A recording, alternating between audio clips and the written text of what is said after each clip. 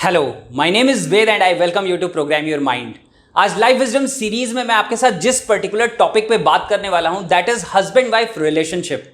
बहुत सारे लोग इस टॉपिक के ऊपर जोक्स तो क्रैक करते हैं, लेकिन वो कुछ ऐसी शेयरिंग नहीं कर पाते, कुछ ऐसी अंडरस्टैंडिंग नहीं डेवलप कर पाते जिससे एक्चुअली ये रिलेशनशिप बेटर हो सकता है।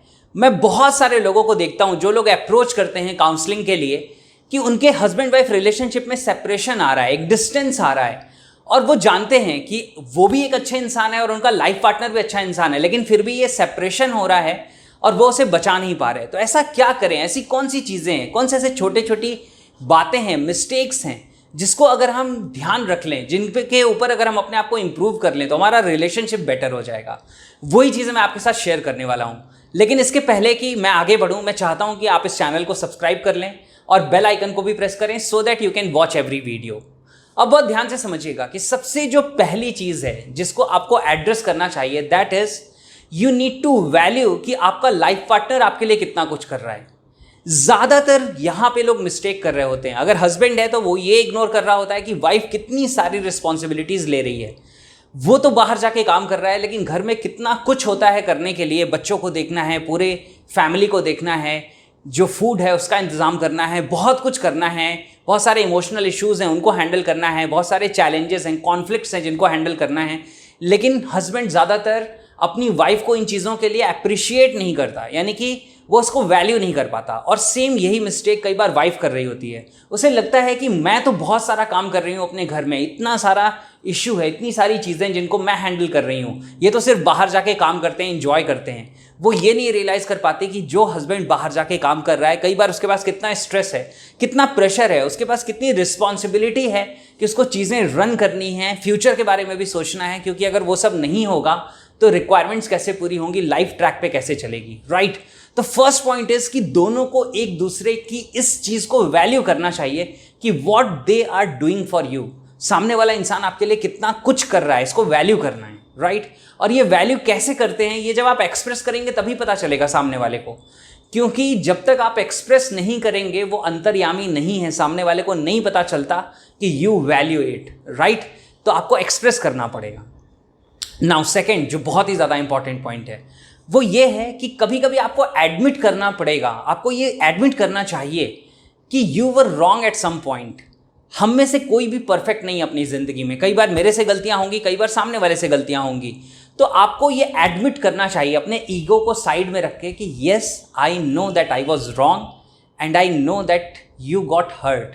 मुझे पता है कि मेरे से गलती हुई, मैंने जिस तरीके से बिहेव किया, जिस तरीके से बात की, जिस तरीके से टॉन्ट मारा या जो कुछ भी ऐसा किया, उससे आपको हर्ट हुआ होगा, आपको बुरा लगा होगा, ये मुझे समझ में आता है and I really feel sorry for that. आप सिर्फ इतना करके देखिए, आप देखो कि कितने बड़े बड़े इश्यूज रिजॉल्व हो जाएंगे। क्योंकि कोई भी उस गार्बेज को, उस ग्रज को कैरी नहीं करना चाहता, लेकिन वो डिसॉल्व तब होगा जब आप उसको एडमिट करेंगे, जब आप उसको एड्रेस करेंगे। तो ये सेकेंड पॉइंट है जो ध्यान में रखने की बहुत ज़्यादा ज़रूरत है कि इफ़ देयर वॉज समथिंग जहाँ पे आपसे कुछ गलती हो रही है, कुछ आप गलत कर रहे हैं, या अभी किसी एंगर में, किसी फ्रस्ट्रेशन में आपने कुछ ऐसा टोन ऑफ वॉइस यूज़ किया, कुछ ऐसा किया जिससे सामने वाला हर्ट हो गया होगा, तो एडमिट करिए इस बात को। क्योंकि बाद में जब आप नॉर्मल हो जाएंगे तो आप नॉर्मल हो गए, लेकिन सामने वाला तो उस हर्ट को लेके गया है ना, वो नॉर्मल नहीं हुआ है। लेकिन जैसे ही आप एक बार सॉरी कह देते हैं और सच में फील करके कह देते हैं, चीज़ें रिजॉल्व होना शुरू हो जाती हैं। ईगो को साइड में रखिए। ईगो 2 कौड़ी की चीज़ है, ध्यान से समझिएगा। आपकी ईगो 2 कौड़ी की चीज़ है उस रिलेशनशिप के आगे, जो रिलेशनशिप आप बियर करें, जिस रिलेशनशिप में आप हैं। तो बहुत ध्यान से इन चीज़ों को समझिए और यूज़ करना शुरू करिए। नाउ जो थर्ड पॉइंट समझना है वो ये है कि आपको सामने वाले को ये फीलिंग दिलानी है कि यू आर स्पेशल, आप स्पेशल हो। क्योंकि जब आप सामने वाले को फील कराते हैं कि you are special for me, तो वो भी आपको फील कराएगा that you two are special for her और हिम, यानी कि आप भी उसके लिए स्पेशल हैं।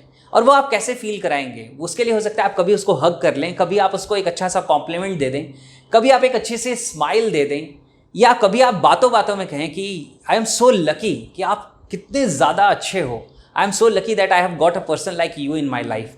और देखो कितना चेंज आना शुरू होगा। रिलेशनशिप एक ऐसी चीज़ है जिसको बिल्ड किया जाता है, तब वो बिल्ड होता है। क्योंकि ये कोई ब्लड रिलेशनशिप नहीं है हस्बैंड वाइफ का, ये एक रिलेशनशिप है जिसमें 2 लोग साथ में आए हैं और अब दोनों लोगों को लाइफ आगे लेके जानी है। ये जितनी बेटर होगी, लाइफ उतनी स्मूथ चलेगी। तो इन चीज़ों के ऊपर आपको एफर्ट करना है, इन्वेस्ट करना है। एंड नाउ फोर्थ पॉइंट जो आपको ध्यान में रखना है, that is people are basically good. लोग वाकई में अच्छे होते हैं। आपका लाइफ पार्टनर भी आपके साथ अच्छा रिलेशन रखना चाहता है। अगर वो अच्छा रिलेशन नहीं रख पा रहा तो आपको भी चेक करना है कि कहीं ऐसा तो नहीं कि मेरे साइड से कुछ मिस्टेक हो रही है। ऐसा तो नहीं कि बाहर उसे लोग अप्रिशिएट करते हैं और घर में उसके आते ही मैं बहुत सारी कमियां निकालती हूँ या निकालता हूँ। कि बहुत सारे लोग, हो सकता है कि आपकी वाइफ को बाहर उसके फैमिली के लोग, बहुत सारे लोग बहुत अप्रिशिएट करते हैं और आपको सिर्फ कमियां दिखाई देती हैं। तो ये अगर चीज़ें हम कर रहे हैं अपनी ज़िंदगी में तो हम रिलेशनशिप में एक डिस्टेंस लेके आ रहे हैं, सेपरेशन लेके आ रहे हैं। इन चीज़ों को समझने की ज़रूरत है। आपको ये समझने की ज़रूरत है कि पीपल हैव गुड इंटेंशन। आपके लाइफ पार्टनर का इंटेंशन हमेशा आपके लिए अच्छा होता है। हो सकता है उसका चॉइस ऑफ बिहेवियर सही ना हो। तो हम में से कितने ऐसे लोग हैं जिनके पास ट्रेंड बिहेवियर है, कितने ऐसे लोग हैं जिनको ट्रेनिंग मिली है। जैसे कई बार मैं पेरेंट्स के लिए कहता हूँ, मैं कहता हूँ आप डॉक्टर बनने के लिए मेडिकल की पढ़ाई करते हैं, आप इंजीनियर बनने के लिए इंजीनियरिंग करते हैं, लेकिन पेरेंट बनने के लिए कौन सी पढ़ाई करते हैं? वो तो एक एक्सीडेंट है। पेरेंट तो आप बन गए अपनी ज़िंदगी में, लेकिन पेरेंटिंग की कोई एजुकेशन नहीं ली तो आप ट्रेंड पेरेंट नहीं है। इन द सेम वे हम ट्रेंड हस्बैंड वाइफ नहीं हैं। हमें अपने बिहेवियर्स की ट्रेनिंग नहीं मिली है, हमें अपने थॉट प्रोसेस को चैनलाइज करने के तरीके नहीं पता हैं। और वही तो मैं आपके साथ शेयर कर रहा हूँ। इन चीज़ों को समझना शुरू करिए। And last and the final point, fifth point, that is से आई लव यू। यानी कि अपने लाइफ पार्टनर को बोलिए कि आई लव यू, और दिल से बोलिए। कभी कभी मैं अपनी वर्कशॉप्स में लोगों के साथ ऐसा करता हूँ। जब मेरे सेमिनार्स होते हैं, वर्कशॉप होते हैं, मैं कहता हूँ अभी अपना मोबाइल उठाइए और उस पर आई लव यू लिखिए, और फिर मैं लास्ट मोमेंट में कहता हूँ अब अपने लाइफ पार्टनर का नंबर ऊपर डालिए और उसको सेंड कर दीजिए। और कई लोग अनईजी फील करते हैं। आप सोच के देखो कि कई बार, मैं जानता हूँ अभी जनरेशन चेंज हो गई, सिचुएशन चेंज हो गई है, लेकिन कई बार आपको अपने लाइफ पार्टनर को आई लव यू कहे सालों हो जाते हैं और आपको लगता है पता तो है, कहने की क्या ज़रूरत है। नहीं, फिर भी कहने की ज़रूरत है। एक्सप्रेस इट, कहिए, बताइए, जताइए। जब तक ये नहीं करेंगे रिलेशनशिप बेटर नहीं होगा। लोगों की लाइफ में एक्सटर्नल इंसान क्यों इंटरफेयर कर लेता है? क्योंकि आपकी लाइफ में आप अपने लाइफ पार्टनर को वैल्यू नहीं दे रहे हैं और किसी और ने वैल्यू दी तो वो इंस्टेंटली वहाँ पे कनेक्ट हो जाता है। वो वैल्यू आप क्यों नहीं दे सकते? डेफिनेटली दे सकते हैं। इन सारी चीज़ों को यूज़ करना शुरू करिए और देखिए आपके रिलेशनशिप कितने बेटर हो जाएंगे। मैं हमेशा ये चीज़ें कहता हूँ कि आपकी ज़िंदगी बहुत खूबसूरत हो सकती है, लेकिन उसके लिए आपको अपने अंदर कुछ चेंजेस करने पड़ेंगे। आपको अपनी लाइफ को वैसे डिज़ाइन करना पड़ेगा, खुद के अंदर कुछ ट्रांसफॉर्मेशन, कुछ चेंज क्रिएट करना पड़ेगा, तब जाके ये चेंज आएगा, राइट? तो इन सारी चीज़ों को यूज़ करना शुरू करिए और इस वीडियो को उन लोगों के साथ शेयर करिए जिनकी आप केयर करते हैं। जितने भी कपल्स को आप जानते हैं उनके साथ आप ये वीडियो शेयर करिए। देखिए उनकी ज़िंदगी में कुछ वैल्यू एडिशन होगा। डेफिनेटली उनकी ज़िंदगी में, उनके रिलेशनशिप में कुछ चेंजेस आ सकते हैं, राइट? और मुझे कमेंट करके बताइए कि what you learned out of this video today. आज आपने अपनी कौन सी मिस्टेक रियलाइज की या कौन सी चीज़ें आपको समझ में आई आज इस वीडियो में, वो ज़रूर लिखिए।